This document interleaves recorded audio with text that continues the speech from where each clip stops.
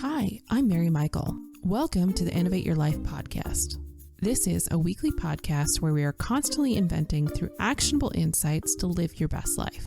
Join our weekly podcast for inspirational stories and mini innovative blueprints that can help you reach your goals further and faster.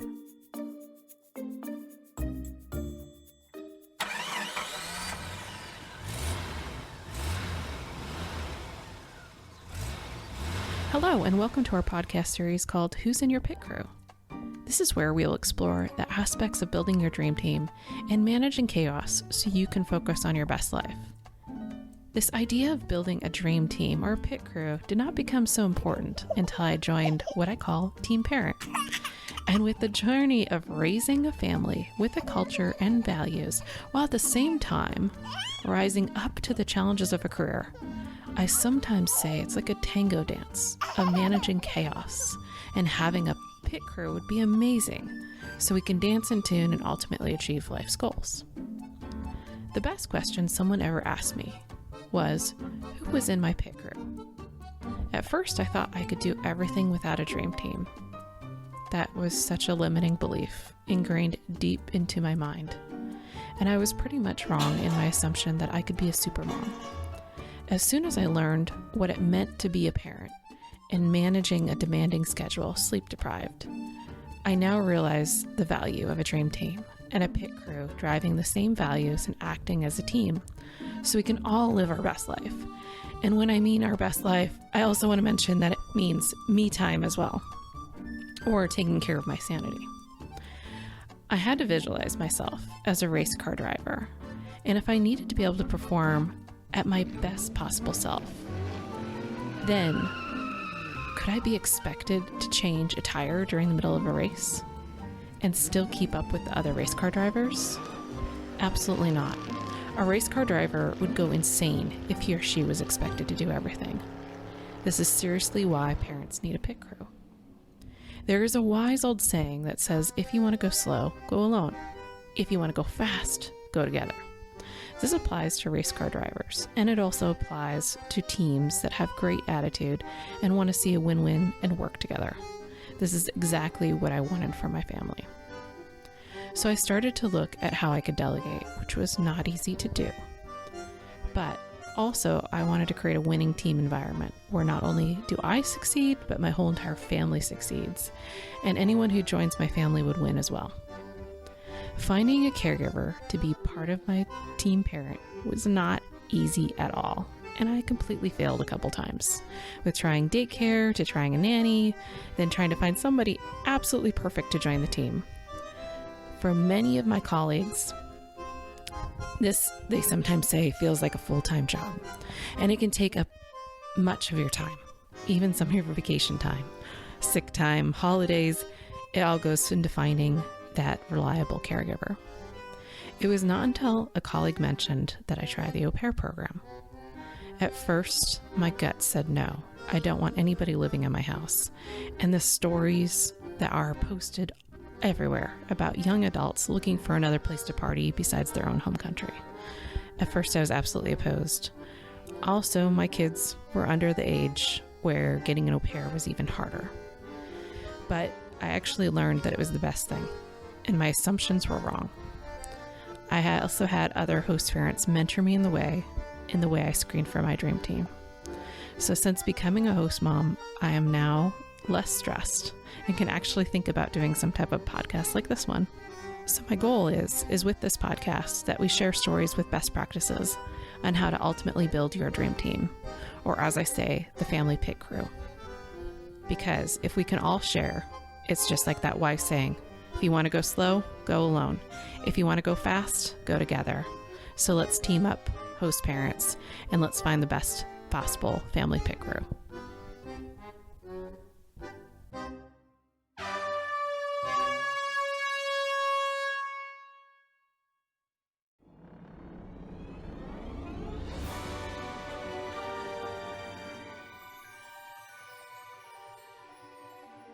All right, hello, and welcome back to Innovate Your Life with Mary Michael, and I also have our guest Lisa on. So we're going to talk about Halloween And it's kind of special this year because we get to do Halloween virtual. So we're going to put on our creative juices, or we may have drinking some creative juices to come up with this episode. And basically what we're going to talk about is we're going to talk about all the fun things that you can do with your AuPair on Halloween in a virtual setting and also within your home, which is safe from COVID. All right, so the first question that I have is, what can you do that is virtual and safe at home to help our other families start to brainstorm?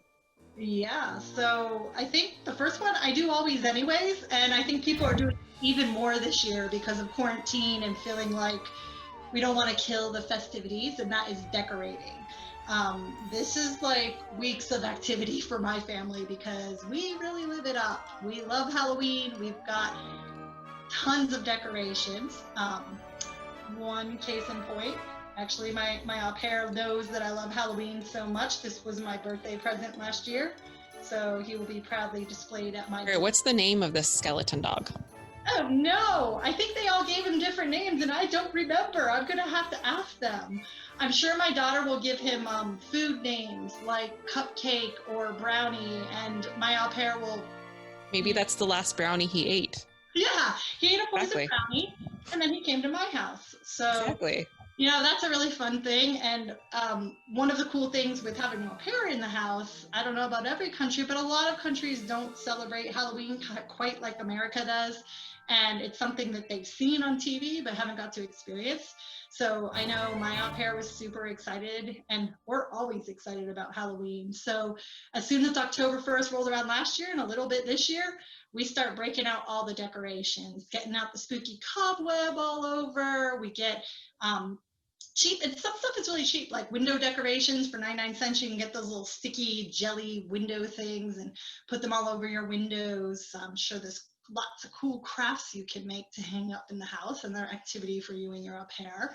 But we just love decorating. So it takes us, if we put all the time together, I think 2 full weekends to put all our decorations out. Yeah.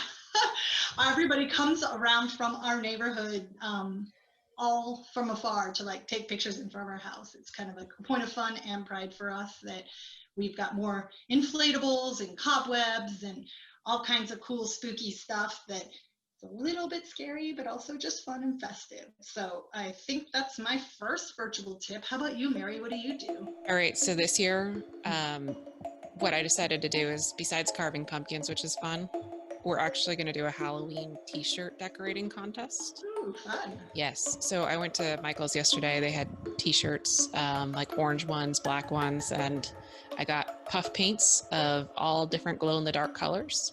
Nice. And we're going to see who can come up with the best t-shirt. And we'll show it off and take some votes. So that's something that we're going to do a little bit different this year.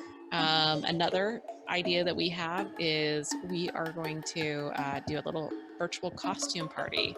So we've invited friends and family on a virtual day, just basically for a half hour, where we're going to do a costume contest. And so my au pair loves costumes. Mine too. So it's a new thing because, you know, they kind of had life without Halloween, which is kind of boring. So now when they come here, they've got to like let it all out. So we find costumes, and we probably have about 25 costumes in my house right now.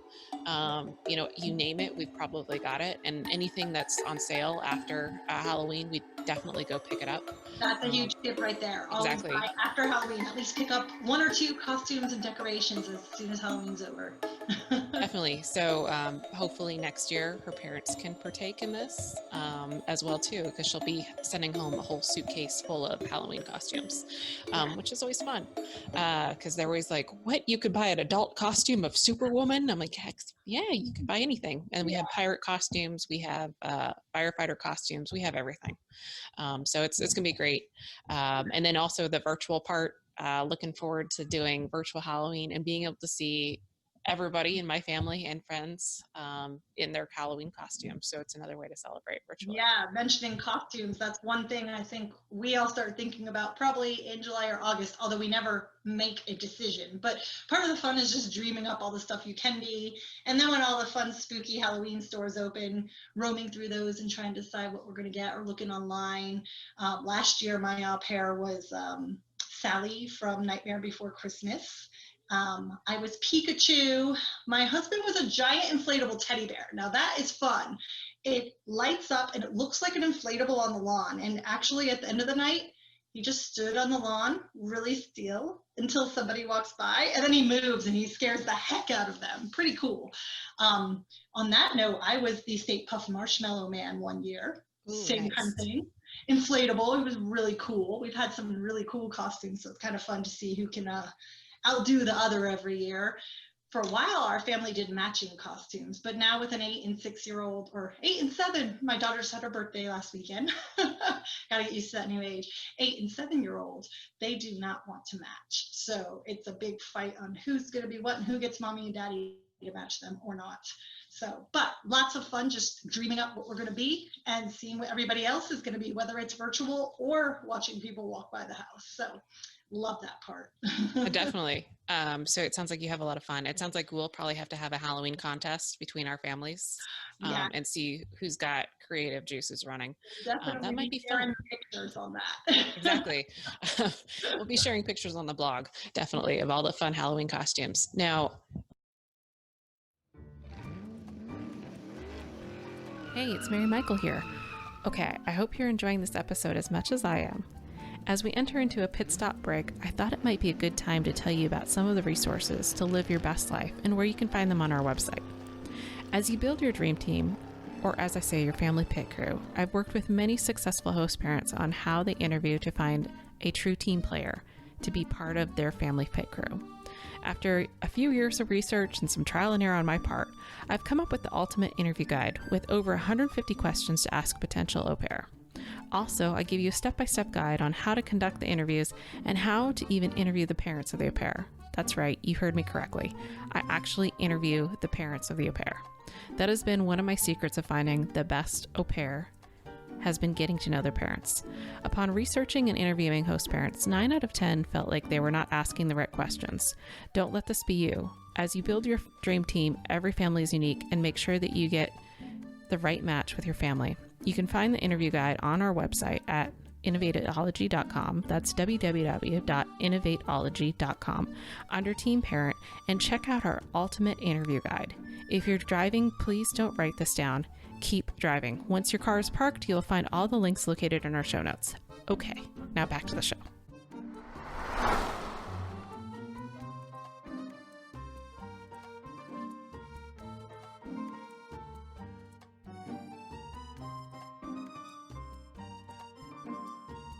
Okay, so movies. We all know that au pairs have watched movies of America, so they think about what it's like here. Tell me, what are your favorite Halloween movies? Oh my gosh. I don't know if I could pick a favorite, but what's your top 5, top 3? Yeah, love Nightmare Before Christmas, Hocus Pocus, and Hocus Pocus, that's a good one. Yep, that's a good one. Let's see what else. Just a classic. I just feel like you have to see it. Is Snoopy's The Great Pumpkin. You know, and then there's been some newer ones my kids have started watching. Like, I say newer. I think it's probably 3 or 4 years old now. But is it Spookly the Square Pumpkin? Good lesson in it. Have you not seen it? I have not seen that, but I'm going to take notes. That one, it has a good lesson. It's about, it's okay not to fit in, that everyone's special, and it's really cute. It has talking pumpkins, obviously, in it. In fact, last year, one of our local tourist attractions took that whole Spookly pumpkin theme and put it up, so kind of cool. So I kind of like watching a few old classics and then seeing what else comes out, too. How about you, Mary? I definitely have to say Hocus Pocus is my favorite, and I am a film critic, so I can't sit through most movies, but Hocus Pocus, I can watch that over and over again. It was just so well done that you can watch it every single year. It's one of those classics that we bring back every single year, and most of the time au pairs have never seen it because it was before their time. So for them it's a new experience, and after that they're so really, that exists? Salem in Boston? Yeah, here in America, you can go visit. Exactly. And I've actually, a couple years ago, we were up in Boston a weekend before Halloween And so I thought it might be cool to go to the Salem and That would be go really cool. tour. I've not hit that yet, but Yep. it's on my list. And that's really fun to do before Halloween too, and because you can learn about history, right? About what happened, truly what happened there, and how the rumor mill spread, and more about witches in America that weren't really witches, but that great history. Fun. Speaking of, we actually live, obviously we live in Atlanta, but one of the suburbs around here, Roswell, is a very historic plantation area. And because of the fires and Civil War, there's said to be many ghosts in Roswell. In fact, even I think Theodore Roosevelt had a home there. And so they do historic ghost tours. I have never checked it out, but that's another thing, you know, having an AuPair around sometimes makes me do, is just kind of dig a little deeper, see what I haven't done. They are actually still doing tours this year, and they're limiting capacity and is outdoors. So that might be one. Haven't decided for sure, but might be one we might hit up this year and see what kind of spooky ghosts lurk in our local area. You know, there's lots of cool local tours. That's all the other things, you know, can't do this year because of COVID, but in future years and in past years, we always hit up a haunted house. We actually have one of the most famous haunted houses in America. It's been featured on Travel Channel. It's called Netherworld. And that's actually one of the few nights that we pay for a babysitter to stay at our house so that our pair can go and experience the really cool haunted house that we never miss. Maybe this might be the first year we miss it. Definitely. Well, I think corn mazes are still allowed this year in limited capacity. So that's always a fun thing to do. Corn mazes, pumpkin patches. Pumpkin patches as well too. We grew our own pumpkins this year, so we don't have to worry about going to pumpkin patch. So we're going to be carving those. That's always fun as well too, because this is the new experience. Making a face on a pumpkin and then putting a little candle in it, and we do a lot. Yeah, exactly. You can admire all month. Think about it. Exactly. And then another fun thing is getting pajamas. Halloween pajamas. Yeah, or Halloween clothing. I Exactly. go overboard on this one. I know a lot of people don't want to buy clothing that you can only wear for a month. Although my daughter really owns Halloween. She was born on October 10th, and I was born on Halloween, so we're both pumpkin babies. And we went ahead, and every year I always buy her a few Halloween outfits. And for her birthday, her grandmother this year got her 2 more. So she's got like little orange tutu pumpkin things, and she's got like the cat with the pumpkin, and I think my mom just bought them little headbands with googly pumpkins and skeletons on them. So my daughter's not afraid. She wears her pumpkin cat even in the summer. We love Halloween that much. Hey, you know what? Pumpkins all year round. Hey, it's, you know, you have pumpkin spice. That's another big thing. Teaching everybody about the pumpkin spice, pumpkin pies. Pumpkin. It is pumpkin season, so we've hit pumpkin spice in your lattes, pumpkin spice in your cereal. So the joys of teaching that as well too, like welcome to Pumpkin Spice Month.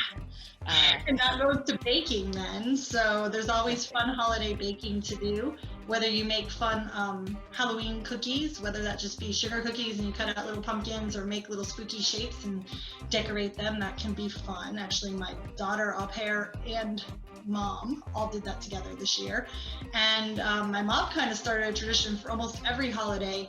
Making gingerbread sounds like a Christmas thing, but it is now a Halloween and Easter thing too. We do gingerbread house kits on all of those holidays. Hey, it's a haunted house gingerbread. Last weekend. And it's just another cool thing to decorate, celebrate the holiday, and stare out for the month or so before you throw it away. But it's fun. Hey, it's a pumpkin spice gingerbread house, and I'm sure, and it's probably spooky as well too, because you can put some ghosts out on the front lawn. Those big blow up dolls out on the front lawn. You could go crazy with it. Well, you can always add candy to it, which is what we usually do too. The kit comes with just a few things, and then we'll add, you know, some candy and other cool little decorations that we've got to it to make it extra spooky, seasonal fun. Awesome. And how about books? Do you have a favorite book? Yeah. Gosh, I don't know if I have a favorite. This is another one I think every year I usually pick up 1 or 2 new Halloween books that I see in a store. I don't buy a lot of books, more from the library, but Halloween is special. So I usually will pick up a cheaper kid Halloween book every year. We've had, I think, that llama guy, was it Llama? Yeah, the llama Trick or Treat. Yes. That's a good one. We have that one. I don't want to spoil the ending, but it's cute. We've read that many times. Something really cool. Both of the grandparents have gotten our kids is customized Halloween books that say what state. So we have a Florida and a Georgia Halloween book, and it's like a spooky train, and it rides not first through our town, but then through major cities in our state, and it talks about all the ghouls and goblins that get on, and it mentions like key locations in our state, which is fun for our kids, and it's also a good learning experience for our au pairs. They read that as a bedtime story, so they can see cool places in our state and feel a little festive. So I guess those are some fun ones for me. How about you? So I'm going to put these all up on the show notes because there's no way anybody's going to be able to do this, but I'll actually put the YouTube link because sometimes it's hard to get those books right now and you don't want to go to the library or whatever. So we actually do YouTube books. Someone reads them and we just watch them. But Little Blue Truck's Halloween is a good one. I've got that one. That's a fun one. Many times. Another one, it's by an author that's written a couple series, but his first one was like Creepy Carrots. Oh yes, I haven't got that one yet. And then he came up with another one. I'm looking at it. I think it's called A Creepy Pair of Underwear. Oh, I'm sure the kids will enjoy that. Yes, it's kid humor. Totally, like they were laughing all last night when we were showing the creepy carrots and how basically he has to figure out how to keep the creepy carrots from following him, and so it's kind of a creative ending. The creepy underpants thing kind of sounds interesting for a 5-year-old. Anything that has to do with underwear or toilet. Last time I explained Captain Underpants to my parents, they were very confused. There's another one called Stumpkin, and then The Scariest Book Ever, and then How to Make Ghost Friends. There's another one called Click Clack Book. So like it's about those boo, like Click Clack Boo. There's like Click Clack, it's a whole series of books about a cow, cows that are, mischievous in their barn, typing or making a book or going to a carnival and singing there. So that's another great one. That's very simple for kids. Pete the Cat, Trick or Treat. Oh yeah. There's like Berenstein Bears. There's both of those. there was an old lady who swallowed a bat. Yes, my mom got that for my kids about 2 years ago. We read it every year. So what I'll do is I'll post this because we could go on forever about all the fun kids books because you could read You're one. reminding me. I had a little bit of brain block when we first started talking, but those are all great books. I've definitely read about 70% of them, and they're worth repeating. Exactly. So what I'll do is I'll put all of those books and the links to the YouTube videos, which are great to just, if you don't have the book, it's okay. You don't have to go to the store. It's really fun to do. And I do one every single night just to get ready for Halloween, or sometimes we might repeat a book if the kids really love Creepy Carrots or the Scary Underpants. And then for older kids, another one is the Goosebump series. Oh yes. So I think this was like back during our time. Yeah, we're dating ourselves, but sometimes I give the Goosebumps series to the au pairs to read because it's an easier English level, but it's also easier for them just to read through and kind of get like American literature. So, yeah, actually, the Goosebumps movie that came out like 4 or 5 years ago. My son for like 2 years, I think when he was like 5 or 6, he loved that actually. Yeah.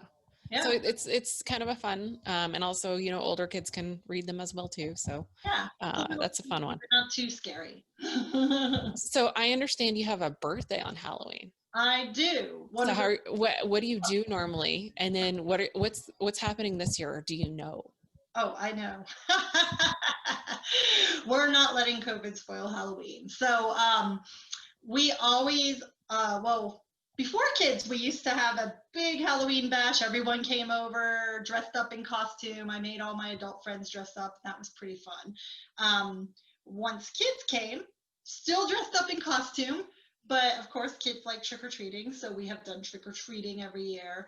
And then at the end of the night, I get to do something fun for me, which is I love the Cheesecake Factory. So go in costume to the Cheesecake Factory and then end the night with eating candy. Right. So this year, trick-or-treating is not canceled in our area. And so we're actually looking at not knocking on doors, but anybody who's got bowls or the little tube things that can deliver candy, that we'll collect that. We're going to get mass costumes. Obviously, just stay in our group. We're not going to go in big groups like we've done in other years. Usually All the boys in the neighborhood go together and all the girls do. But this year, I think it will be a smaller nuclear family, just going down the street together and admiring all the decorations and the candy that is out for what is, and then go to the Cheesecake Factory again. So it should be fun. So, talking about the virtual thing, there's probably a few other virtual ideas to talk about. I know you mentioned you're kind of having a virtual party, Mary, and I've seen that idea up quite a bit with virtual Halloween costumes and some other games that you can play, like Halloween bingo, where everybody gets a little card and you have to say like, who's dressed up for Halloween when they were an adult. You can mark that one off, find people's names. So that might be fun. Just sharing any kind of spooky decorations. Maybe you have a wall behind you and see who decorates it the best, those kind of things. But I know you're doing costume contest. Any other thoughts on virtual fun?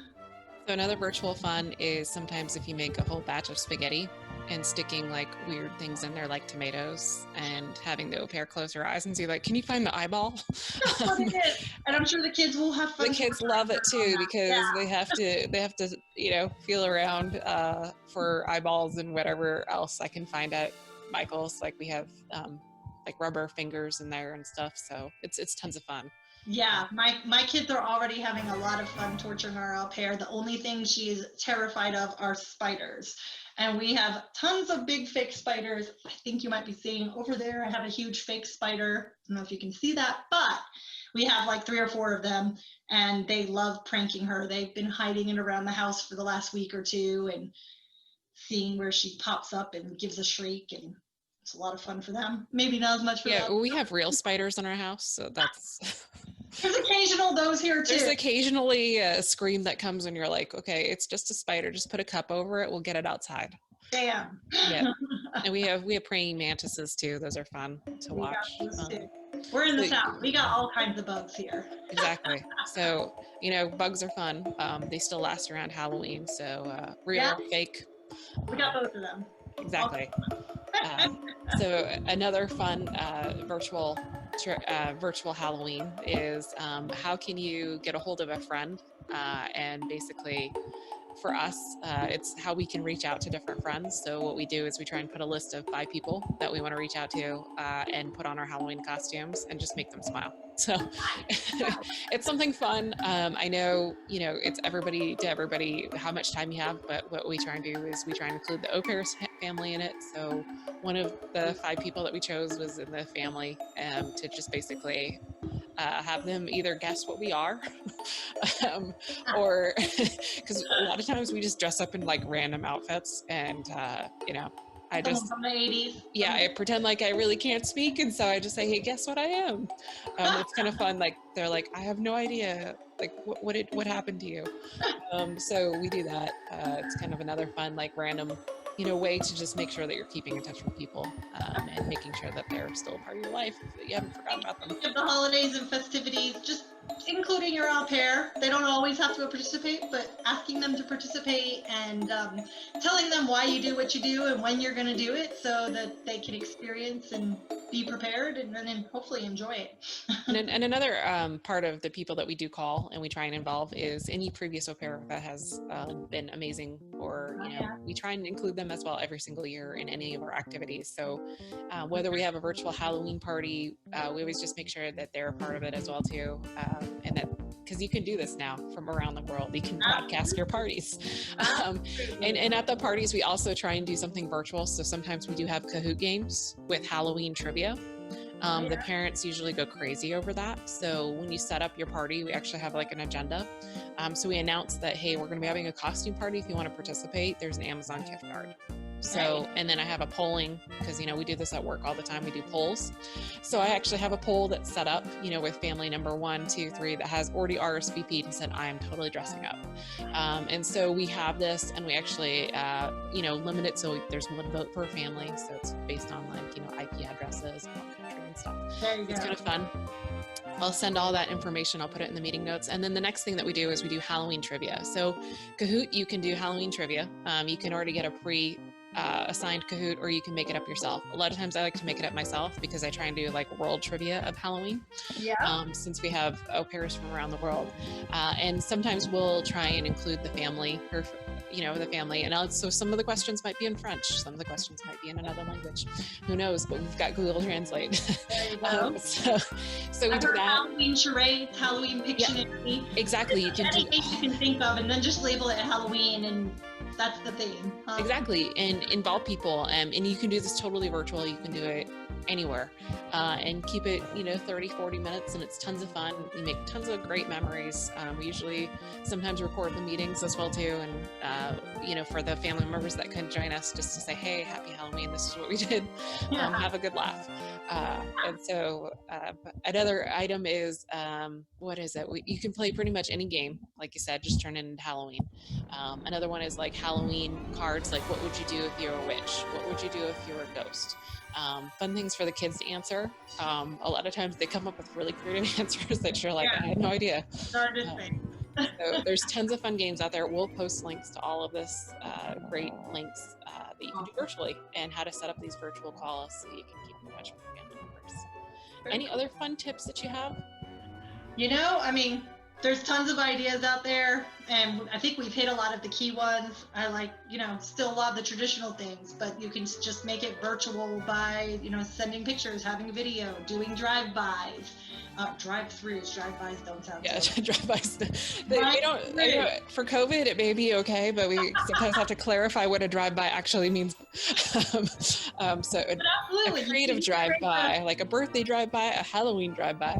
There are no eggs involved. Drive-by or drive-through to see your decorations. Maybe you could all stand out there and wave with your costumes. So maybe the neighborhood could do it if they all arranged it through your association to just everybody stand out, drive by, exactly. Go on the house decorated, something like that. So I think those are some of my top tips, but I think anything you've done before, you can always just put it up on video and share the festivities.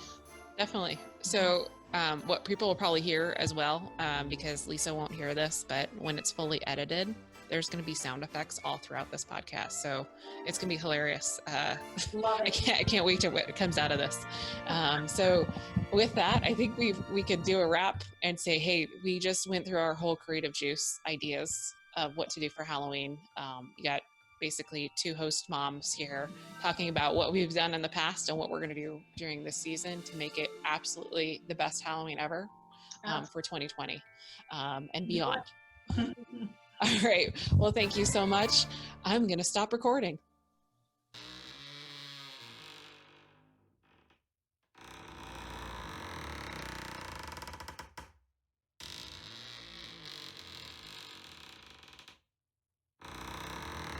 This podcast, like others, is helping document the host family life and how it's been a positive impact for not only being a cultural exchange program, but also as a way to open up boundaries for the next generation. If you're a host family, we want to hear from you, and we would love for you to join our podcast and share your story. Our goal is to share positive stories that change lives forever and support cultural diversity and inclusion within our families, and ultimately hopefully make an impact to save the J-1 visa program. Visit our website under Team Parent for more details on how to contact us and get on our podcast. Until then, go Team Parent.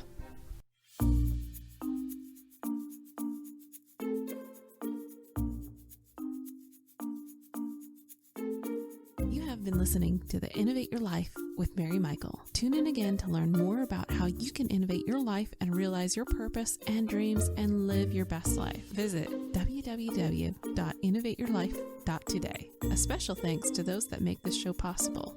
Our show is produced by Melissa, the master artist. Our co-host is Linda, the collaborator, catalyst, and connector. And our show is recorded and edited in the spare time of Mary Michael. Thanks again, and we'll see you soon.